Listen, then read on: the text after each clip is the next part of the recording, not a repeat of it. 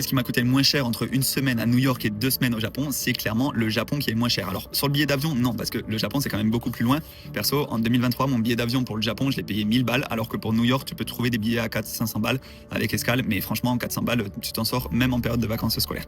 Par contre, la vie sur place, que ce soit les hébergements, que ce soit la nourriture, que ce soit les activités, New York, je vous promets, c'est hors de prix. Vraiment, il faut prévoir un budget conséquent. Et même si tu prends des initiatives comme le City Pass, etc., tu fais des trucs gratuits, tu fais des trucs pas trop chers, par exemple le ferry à 4 dollars, etc.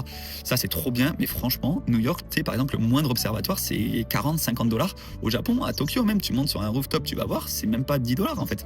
Et vraiment, après, il y a un moment où c'est vrai que le yen est plus intéressant par rapport à l'euro que le dollar, etc. Donc nous, on arrive avec un pouvoir d'achat qui est intéressant. Mais même, tu peux aller manger au resto midi et soir pour pas trop cher.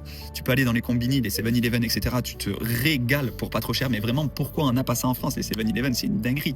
T'as de la bouffe de qualité pour vraiment pas cher. Et en plus, c'est ouvert 24 heures sur 24. Bon, de qualité. Après, ça reste quand même assez industriel et tout. Mais t'as quand même des plats préparés qui ont été faits le jour même, etc. Mais franchement, le Japon, pour ceux qui pensent que ça coûte cher, c'est clairement pas le cas. Le Japon, ça coûte pas si cher que ça. Le plus cher, c'est clairement le billet d'avion. Et en fait, c'est pareil pour tous les voyages. Les Philippines, ça m'a pas coûté trop cher sur place. Si ce n'est, bon, la croisière qu'on a fait sur 3 jours, ça coûte 300 balles. Mais sinon, sur place, ça coûte pas si cher que ça, les hébergements, les déplacements, etc.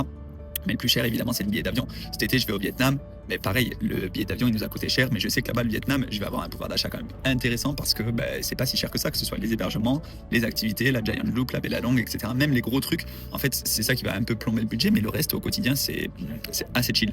Donc franchement, si vous pouvez réserver vos déplacements à l'avance, ça, c'est mieux à faire parce que clairement, c'est toujours le billet d'avion qui coûte le plus cher.